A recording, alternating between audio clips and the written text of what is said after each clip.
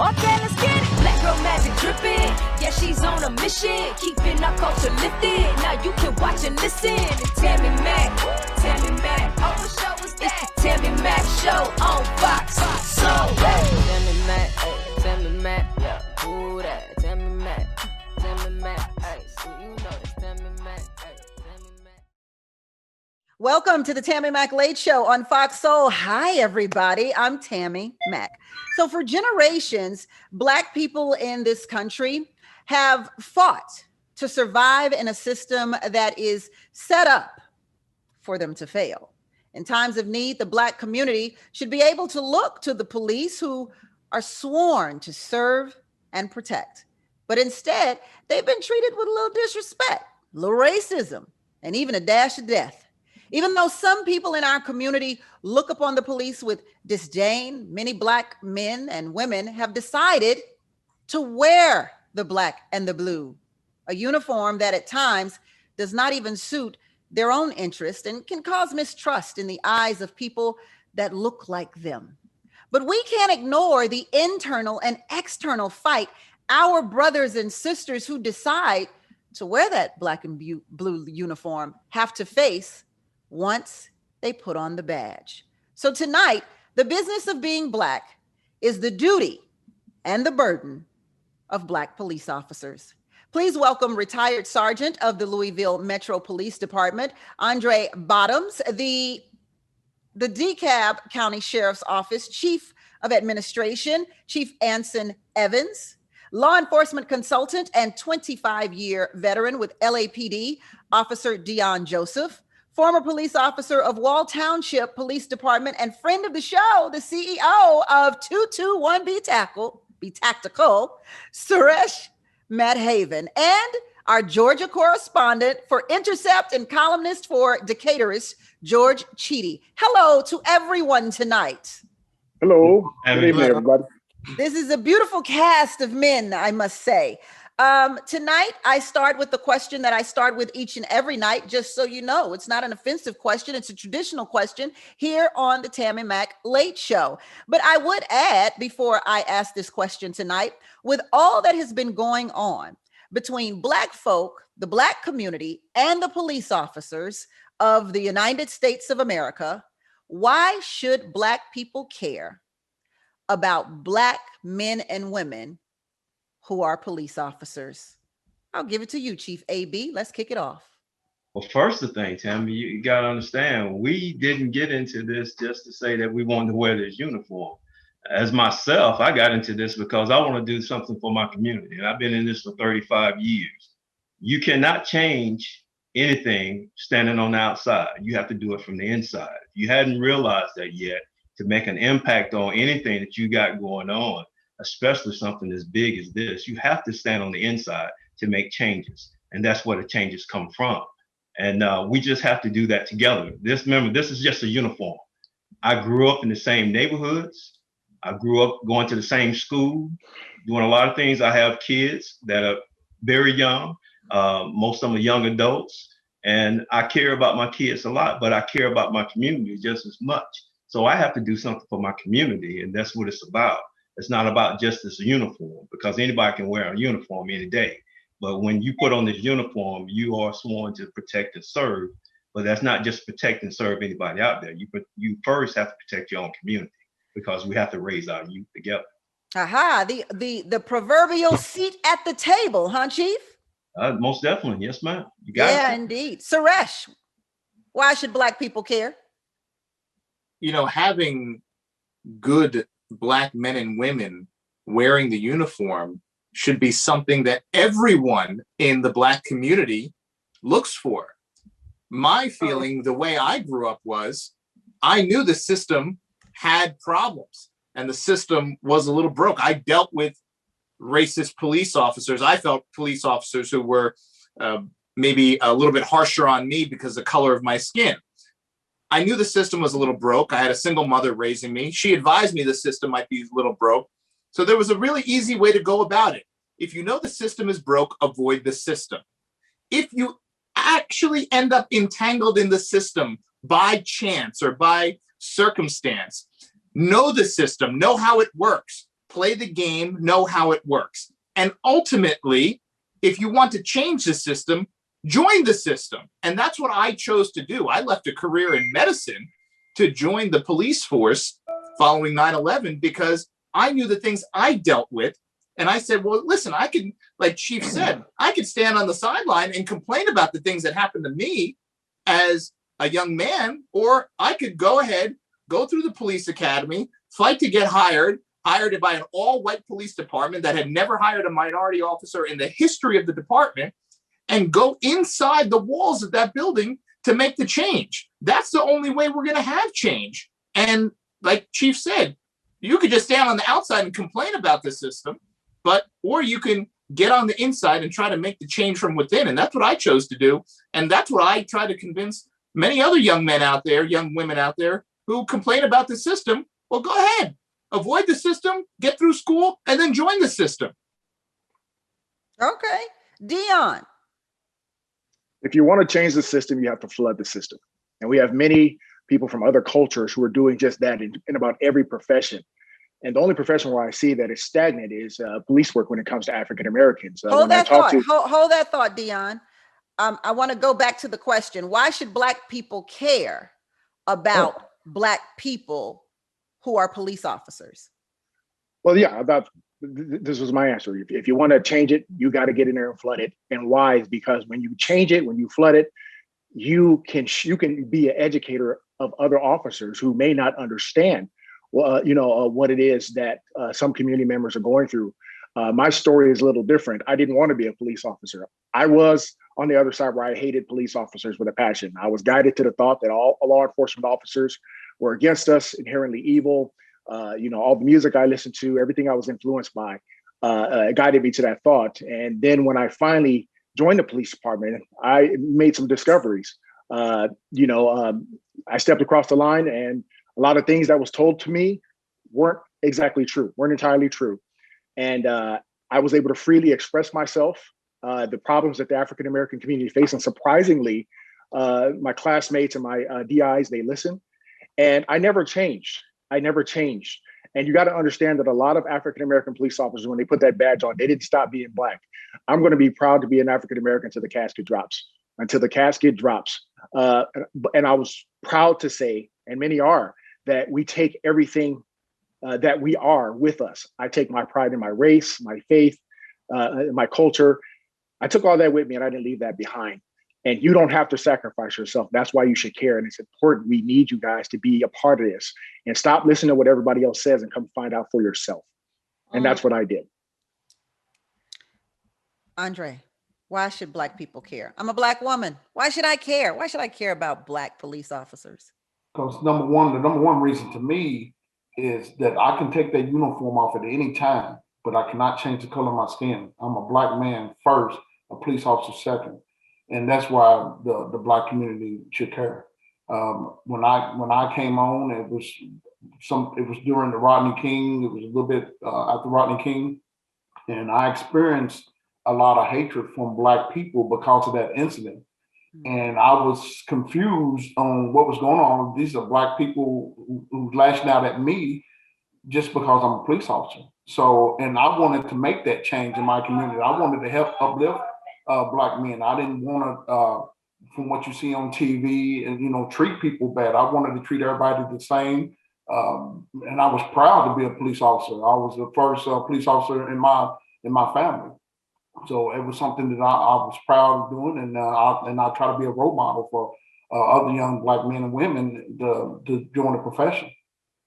That's listen, that's the most simplistic answer that makes a ton of sense. Black people should care because you're Black first. You are Black. Yes. George, why should Black people care about Black police officers? I think it's clear that Black people face discrimination just in general in American society, but also in the way the criminal justice system treats Black people. If we want to see equity and fairness, then we want to see it in the places where authority is exercised. Like when we see a police force that reflects the community that it is policing, it's a signal. It says, okay, you care enough about justice and racial equity to ensure that the people who are enforcing discipline on a society come from that society, that look like that society. But to get that, you need people who are willing to serve. You need people who are willing to become police officers. And if the police departments are treating Black cops unfairly, that is a problem, not just for Black Americans, but for everybody, if we're ever going to solve this problem. Absolutely. I want to go to our chat room because they're going wild already, but I think I'll take a break and we will go to the chat room when we return on the Tammi Mac Late Show on Fox Soul. Welcome back to the Tammi Mac Late Show on Fox Soul, where tonight the business of being Black is Black police officers. What must they go through? What internally and externally do they have to deal with just because of the career they've chosen? Wow. I'm interested in knowing. I said I was going to go to the chat room because they up in here. So let's go to the chat room and see what's going on in the chat with our soulmates tonight. Incog. Hi, Incog. Black men and women who are police officers share a commonality with the community. It often polices. Okay, with the community, it often polices. They understand the struggle much more than their white counterparts. Do you agree that you would understand the struggle more than your white colleagues? Absolutely. Yes. Absolutely. Yes. 100%. And you definitely want to get into policing to change that, because if you don't, when you have just like in Ferguson, you have situations where you got an all-white police department trying to police a Black neighborhood. They have no idea. And most of the time you have a white officer who is apprehensive to even go into Black neighborhoods, and they don't know how to react to certain things there, and they tend to overreact. But when you got an officer's department built on diversity, you can go in just about every neighborhood and be able to relate to different things that's going on there, because you have people. Plus, those officers that are scared and apprehensive because they never have seen a Black person before, or they never have dealt with white people before.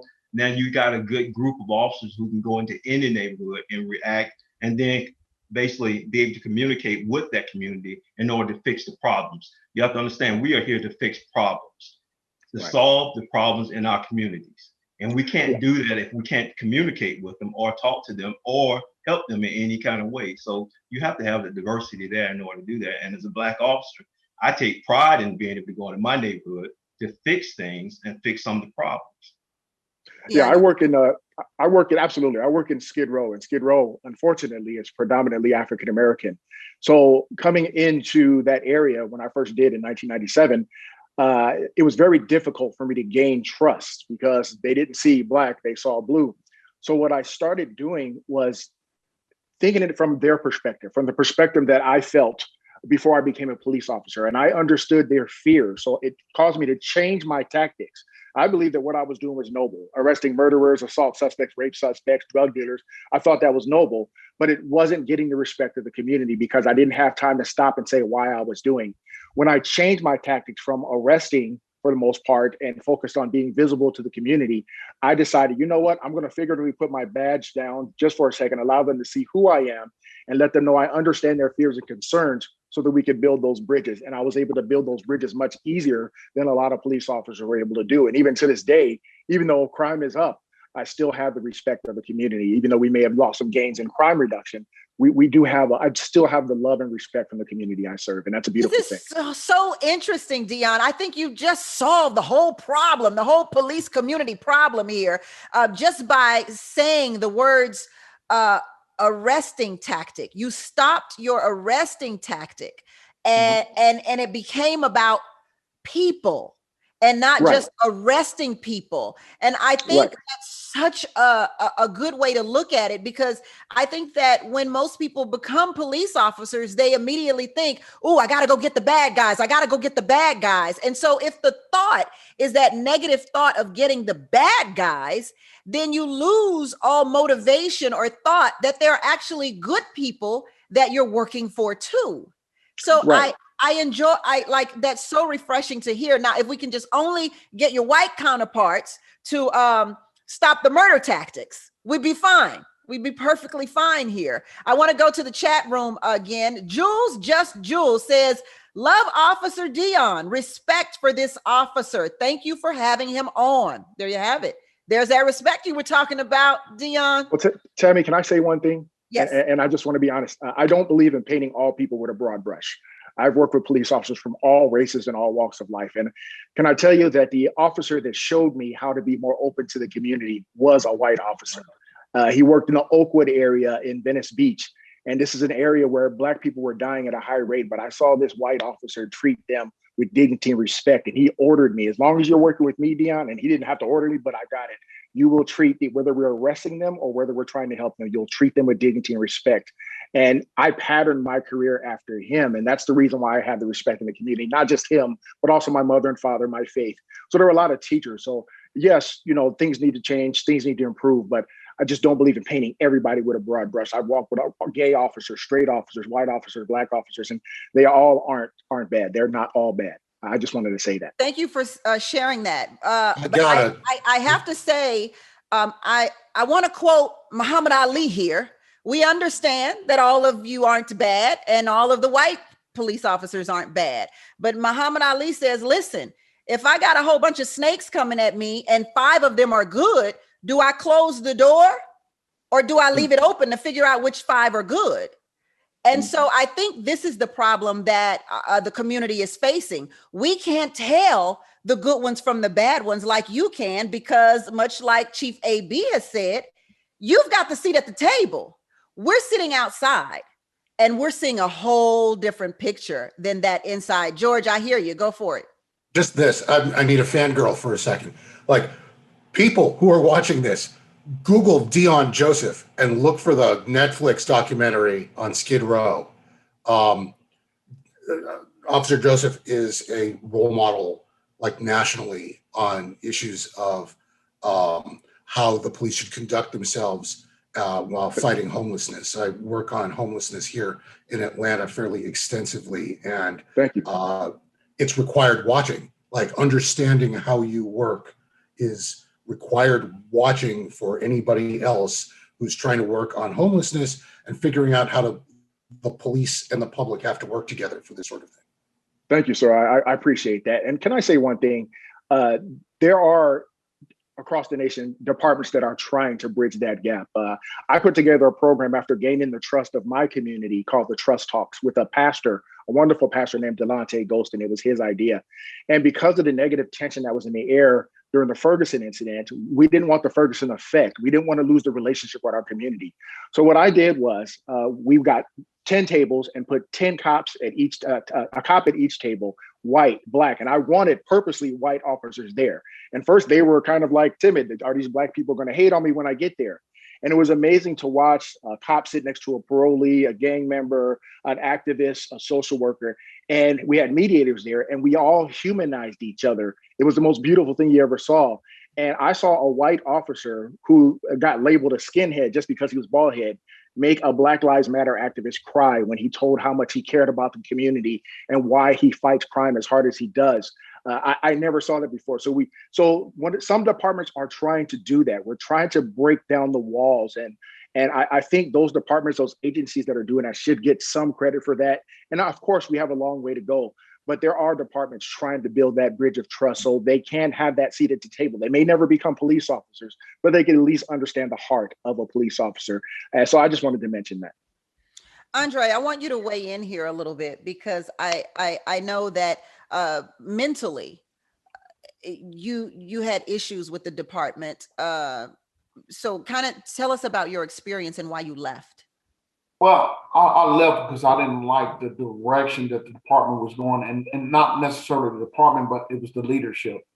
We were just coming off for the incident with Breonna Taylor, and I felt that the leadership wasn't leading. They wasn't taking responsibility. It was other reasons. Also because of my family. I wanted to leave because I wanted to be there for my family. But I experienced racism within the police department, but I also had a lot of mentors that was white officers that showed me the right way and how to be a professional in the police in neighborhoods, which, and I learned and modeled my career off of several. And, and just like Dion was saying, I policed in the early 90s in one of the largest housing projects in the city of Louisville. And it was predominantly Black housing project. And they couldn't stand the police. They hated the police. And I had a couple of white partners, and that was our area. So what we did was we had to get out of the cars. We did walking patrols every day. We rode bikes. We talked to everybody. We got to actually know everybody in the neighborhood. So it got to the point where they was calling us at home when we was off and letting us know what was going on and what crimes was happening, who just shot at someone. We was getting those calls and we would relay it to homicide or robbery or whatever because we built that rapport in the neighborhood. And I think that's what officers have to do today to get that trust back in the community. They got to get out of the cars. They got to get to know the neighbors and the neighborhood. Because if they do not, we're going to stay where we at today. They have which is why it's so important to erase that chasm. Sorry, go ahead. I'm sorry. Jump in here with us. I gotta, one of the things that I found, and I could echo the sentiment. I was hired by an all-white department, and a short time after I was hired, a low-income housing development. The township was predominantly Caucasian, and a low-income housing development was put in, and it was predominantly Black folks in that development. And I saw some apprehension from officers that had to respond to certain calls there. And yeah, there was some crime. There was a criminal element in that development, but it was mostly good people. And one of the officers that taught me the most about interacting with people was a white officer. And he was great with talking to people. He was great with getting out of the car and just kind of, shooting the breeze with people. He would grab a basketball, shoot some hoops, and that was the thing that broke down the walls and broke down those barriers. Yeah, some of them, they had never been around African-American people before, Black people, people of color. They never, they didn't grow up with it. They didn't have it around them. So they were a little uncomfortable. So a lot of times when I showed up, there was a little bit of an ease in that tension just because the folks saw someone who looked like them, although wearing a uniform, looked like them. But one of the things that I feel is also important is that they don't teach you this in the police academy. They don't teach you how to interact with people and do that community policing that's so important to build that trust. They don't teach that in the police academy. You have to get out there, either learn it from one of your fellow officers. None of my training officers taught it to me. It was learned from an officer on my squad. And it was so important to break that down and then now build yourself up. Listen, I'm coming in, I'm getting out of the patrol car, I'm wearing this uniform, but guess what? I have those shoes. I got that same shirt. I got that same jacket. Relate to them and let them know. You know what? When this guy goes home, I would tell people, I can't wait to go take this uniform off. I'm wearing this vest. It's uncomfortable, this, that, the other thing. And people were like, oh, really? I'm like, yeah, I got to go home. I got to take care of my dog. I got this. And you became human to them, not just this robot in this patrol car with this badge and this gun. And that is so important. And the community has to be open to having that dialogue and to let you in and not just saying, oh, here's a cop, he's bad, he's a snake. Even if he's Black, white, Asian, he's a cop, he's bad. The community has to be open to realize this guy's a human being too, and be open to have that rapport. Well, it's interesting. I'm enjoying the conversation. You fellas make the police officers sound like I'm taking a little road down Mr. Rogers' neighborhood. These white police officers are great. These Black police officers are great. Hey, I mean, the community should be open to us. I'm not understanding why y'all mad. So we'll talk about that when we return, because I do want to know, is it all good? Are we seeing things wrong? Are we not seeing things clearly? What does the community have wrong? That we think it's a system that's very poorly designed for Black people. We'll talk about that when we return on the Tammi Mac Late Show on Fox Soul. Welcome back to the Tammi Mac Late Show on Fox Soul, where tonight the business of being Black is the duty and the burden of Black police officers. Believe me, I'm sure it is a burden to be a Black police officer, and particularly in today's climate. Please welcome retired Sergeant of the Louisville Metro Police Department, Andre Bottoms, the DeKalb County Sheriff's Office Chief of Administration, Chief Anson Evans, law enforcement consultant and 25-year veteran with the LAPD officer, Dion Joseph, former police officer of Wall Township Police Department and friend of the show, the CEO of 221B Tactical. I feel like I'm saying that wrong, Suresh. No, you said it right. Oh, okay. Okay, because I remember last time I kept saying it wrong. I was like, hold on, wait, what's going on?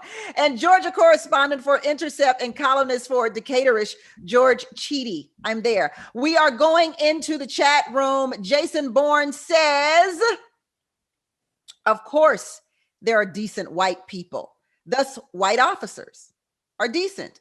But please stop telling us about how white men taught y'all how to be decent officers. Go ahead. Hold that thought. Yeah, let's yield to Chief AB here. Go ahead, Chief AB. No, I don't need to tell you about a white guy telling me how to be an officer, because it wasn't that. It was that we was telling each other how to be officers. You got to understand. We have policies. We have a lot of different things in order to make people accountable. It is, I am my brother's keeper. And that's what we do to keep people in check by making sure they adhere to policies. It's not that I had to have someone white to teach me how to be a police officer. We all gonna have FTOs and everything else. But just as much as I had an FTO teaching me certain things, I was there to teach him as a young rookie on how to do things in certain neighborhoods and how cultures are, period. If you grow up and you never seen certain things, then you depend on others to get you where you need to get to. And that's what it took. In order to understand this and make sure we are able to get home at the end of the day now, because things are totally different when you're in that police car and you're riding around neighborhoods and neither one of you all on the same playing field at that same time. So you have to understand that we have to do everything we can to make sure each one of us survive. And my thing was, I need to teach you how to basically relate to everybody here, because it ain't what you think. And this is how you do this. You have to get out your car. You have to roll down your windows and shake hands and talk to people. You have to go up on porches and sit down and talk with people, have coffee, do everything you need to do, drink tea and do everything that they do in order to get your community to understand who you are and that you're there to protect them. Because just like you're there to protect them, they're also there to protect you. I had more people. Some people will laugh at that word accountability when you say you hold each other accountable. So let's talk about that real quick. Yes, ma'am. Before we went to break, I said, you all make the police department sound like Mr. Rogers' neighborhood. Like there's literally no problem going on and that the Black community is just seeing it all wrong. I mean, when we talk about accountability with police officers, the blue wall of silence dictates that there's none. Police immunity dictates that there's none. So what accountability are you referring to? Accountability. Look here, I've been, as a rookie, my third year, and I was suspended for 56 hours just because someone felt that I might have been better than him. I was in the military as a young officer in the military, as well as an officer with the police department. And I wasn't better than anybody. I just did my job because I was passionate about my job. But because they didn't like me and they just felt like they needed to harass me at that time. So all in all, short story, just to make the story short, when it came down to the end, after I understood policy and I understood what I need to do, I ended up writing an 11-page basic dissertation on what was going on with me. Once it got before IA, they saw exactly what I was talking about. And why IA is not Black, IA was white at that time. They basically came out and said, you have been harassed. I was off for 4 months just for those incidents that I was going through. But the same person that was harassing me.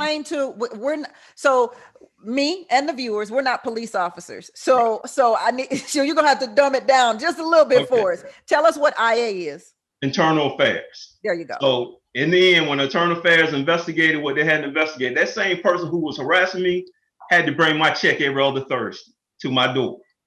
Trust me. And every day that I was off, I was going fishing. I just had to make that phone call, let them know what I was doing. But every Thursday, that person showed up like bookwork, like right on time every time to bring my check. And he ended up being my supervisor. And he ended up later going through the same situation which he put me through, because it all come back around. Andre, is there a blue wall of silence? Yes, there is, and it's been that way for a long time. And you're starting to see now with cameras, with some of the actions that some police are doing, that officers are starting to now talk. Because when you was a new officer, that was one of the things you taught. You didn't tell on police. You kept things in house. But that wasn't, even though that was the motto of the police, or that's what I was taught. That ain't the way I operated. And when I became a supervisor, the people that I surrounded myself with officers with the same mindset, and we spoke out on issues. If we had issues, we didn't risk our own careers by trying to protect somebody that was a rogue or a bad officer. So I try to do the right thing every day. The officers that I surround myself. Let me ask you this: how many rogue or bad officers have you gotten rid of? I mean, me personally, as far as getting rid of, it's kind of a hard thing to do. Only thing I can do is report things that are happening or something that I witnessed.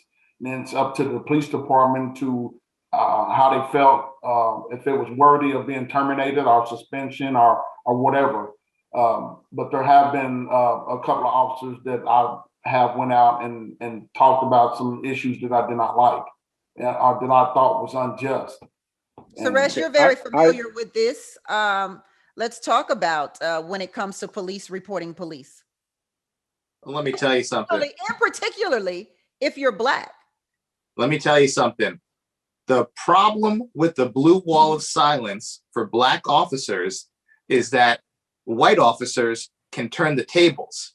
A white officer does something and holds to that blue code, that blue wall of silence, and they're on the A team, and the white upper echelon says, okay, no problem. However, if they discover that a Black officer shielded some information to uphold the blue wall of silence, they can use that against that Black officer to get rid of that Black officer and say, hey, you didn't do this. You should have reported this. You didn't say this. And they use that to go. And I know of multiple cases, myself included, where Black officers, the blue wall of silence was used against them because the officers tried to kind of adhere to that because they feared, well, if I don't adhere to this, I may be blackballed by my peers.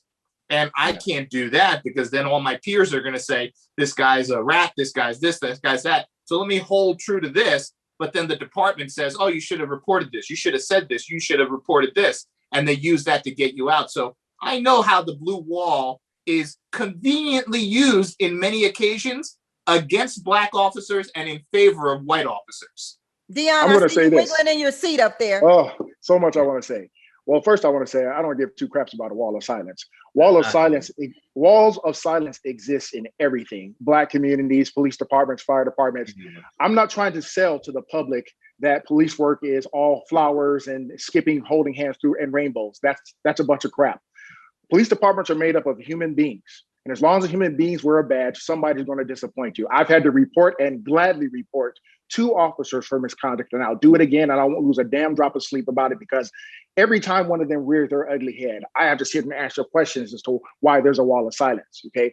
I was never afraid, and to this, even when I was a young rookie, many of my TOs, not just the white one, for the gentleman in the chat room, gave me the same sentiments. If you even see me do something wrong, because when one of us messes up, they're not just going to say Officer Johnson or Officer Jenkins messed up or Officer White messed up. They're going to say 800,000 men and women who wear a badge messed up. And it's important for you to carry yourself with honor and integrity. And I held on to that as a young officer. And to this day, if I ever see an officer step across the line and hurt somebody, engage in racism, I've done it before, I'll do it again. But what I am saying is, to the general public, I know what you've been guided to believe, but sorry, I'm not working in a never-ending scene from training day. That's not what I see every day. But I can assure you that when I see it, I'm going to stand tall for the community and make sure it doesn't happen. I'm going to stand tall and take a commercial break. We'll be right back on the Tammi Mack Late Show on Fox Soul. Welcome back to the Tammi Mack Late Show on Fox Soul. Tonight, the business of being Black are Black police officers. You know, they get a bad rap, don't they? I mean, I'm asking y'all. Y'all can hit me up in the chat. You know, look, I'm like white people over here. Some of my best friends are police officers. Some of my best friends are police officers. Dion's brother, one of my very good friends, he's a police officer. We have very spirited debates too, I must say.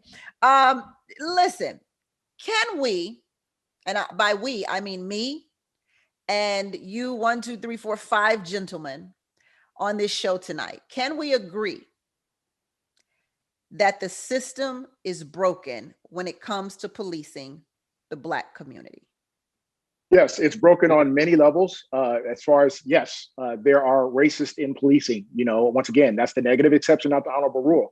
But other systemic failures often gets labeled as racist when police officers end up the tip of the spear in trying to solve them, like mental illness. Where I work in Skid Row, we have a lot of African Americans who sadly struggle with mental illness and even worse, dual diagnosis. And because the system is broken and doesn't believe in changing the system where we can, instead of thinking we could help them in 72 hours or less, get them hospitalized, get them medicated so they don't end up running into the streets, running into traffic, stabbing people because they're hearing voices telling them to do so. And because I work in a Black community, unfortunately, 8 times out of 10, the person I'm going to run into who sadly fell to the cracks is somebody of the African American community. And oftentimes when we end up, even in my area, which is the mental health capital of the world, where it's rare, it's not because of a lack of training or compassion. It's what do you do when there's a chemical buffer between you and the person going through the crisis? And what a lot of people like to do is they take a snapshot of me trying to detain a mentally ill African American or any person and saying, see, this is how the police do, but they don't know that what I'm really dealing with is not just paranoid schizophrenia.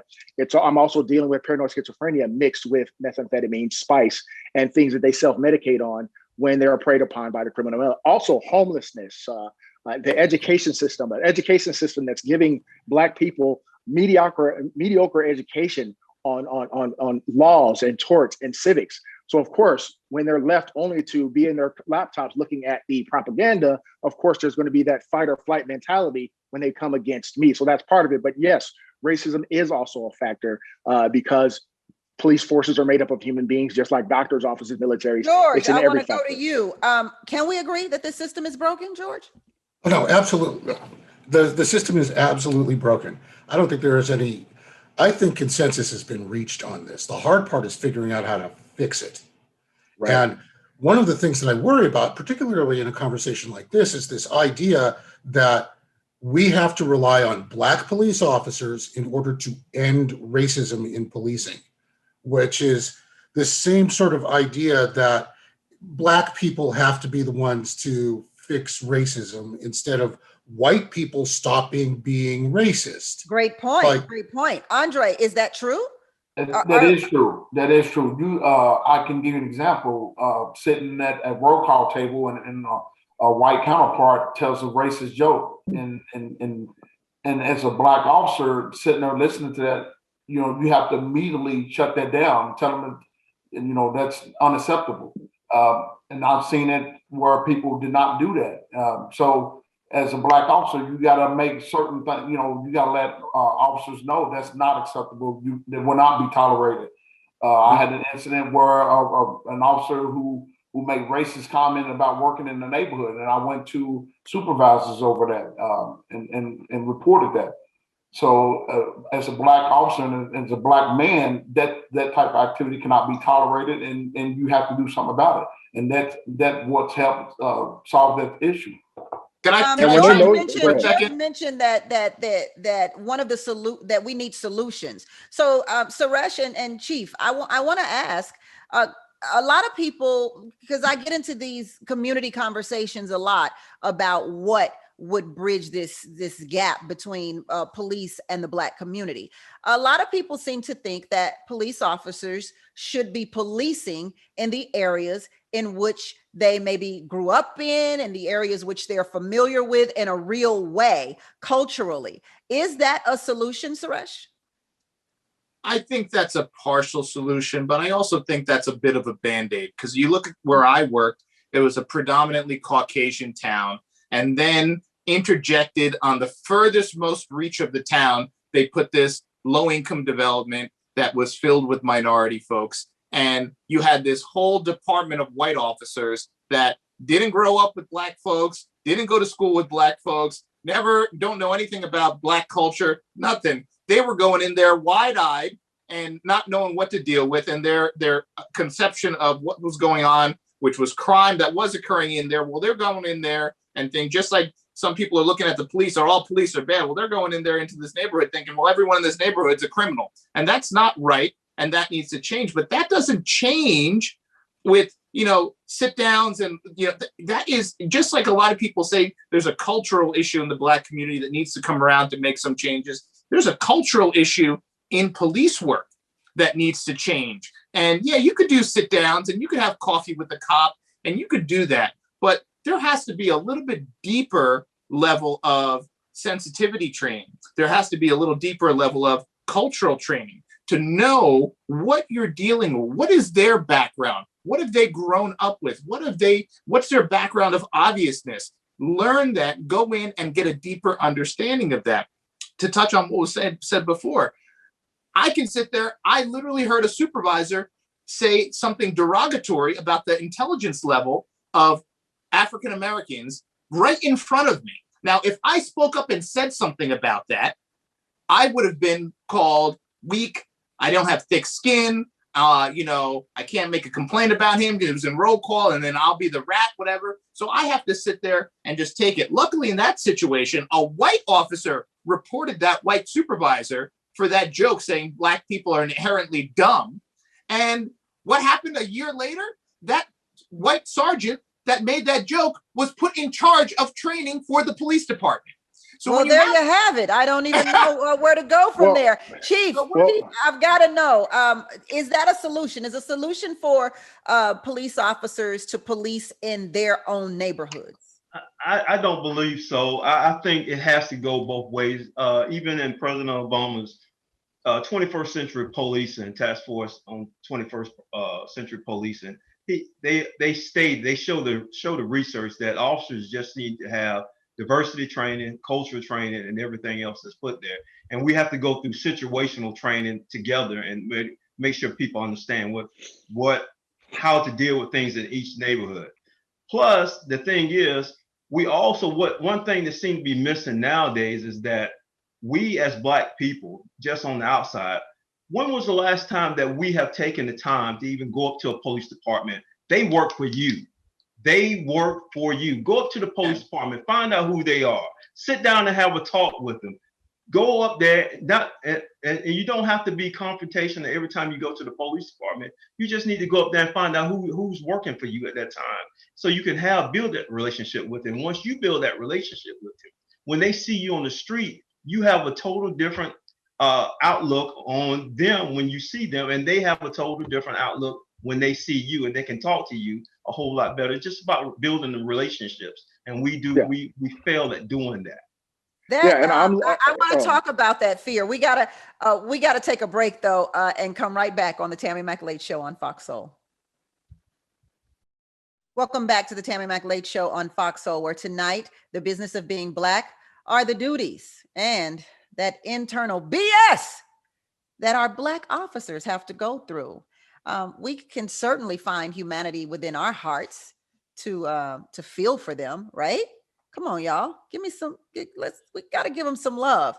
Dion, George was talking about how he's a huge fan of yours and a groupie of yours because you've been on so many projects dealing with the homeless in Skid Row in Los Angeles. And also you have a book out right now. So let's tell everybody where they can go and get the book. Yeah, it's called Stepping Across the Line, Volume 1, A Skid Row Cop Story. You can get it off of Amazon or dionjoseph.org or www.dionjoseph.org. The book I wrote for everybody, but especially for people of color. I wanted them to see my journey from being an African-American who was not very pro-police to having no choice but to become one, and just seeing my journey and just showing that you can be the change you want to see and you don't have to change who you are. And also what I need you all to do, if you should decide to take that journey, I don't care if you have 2 days on the job or 1 year, you have to stand up for what's right. I don't want to hear this stuff about culture of silence or what white officers or any officers are going to think of me. You have to do the right thing. And when I did the right thing, it was hard. And that's in the book. I did go through a really hard phase, but I slept good at night knowing that I did the right thing. But bring the best versions of yourself. You don't have to sacrifice your faith, your race, your love for your people to be a law enforcement officer.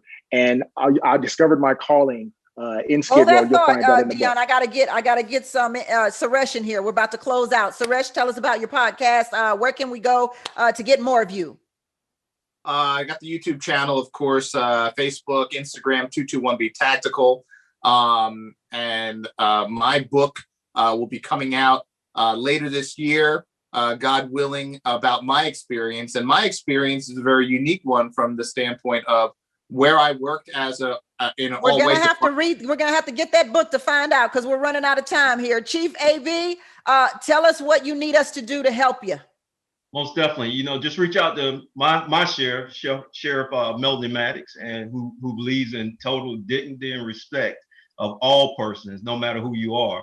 And we just need to all work together and get things done so we can fix these problems that we have between each other. So there's nothing there that we can't fix. Sergeant Andre, what's next for you?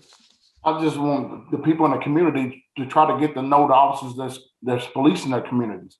They may have a different perspective once they try to get to know these officers that's policing their communities, and also the police department needs some help. There needs to be change, and these black officers is helping in a position to help change it. But we need more officers. We need more black officers to help expedite that change. So thank you please. So much.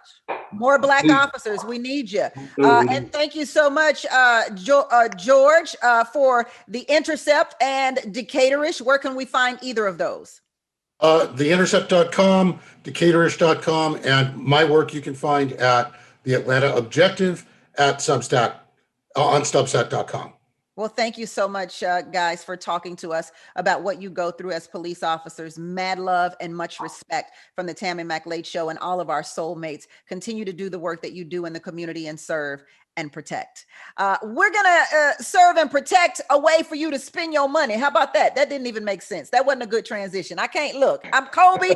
I miss shots too. You understand what I'm saying? That didn't work out as best as I'd like it to, but I tell you what will work out for you, those Fox Soul deals. So get ready. Deals coming at you right now. That's the Tammi Mac Late Show on Fox Soul. Until tomorrow, everybody, it's a blessing to be in your box. Look out for the Fox Soul deals next.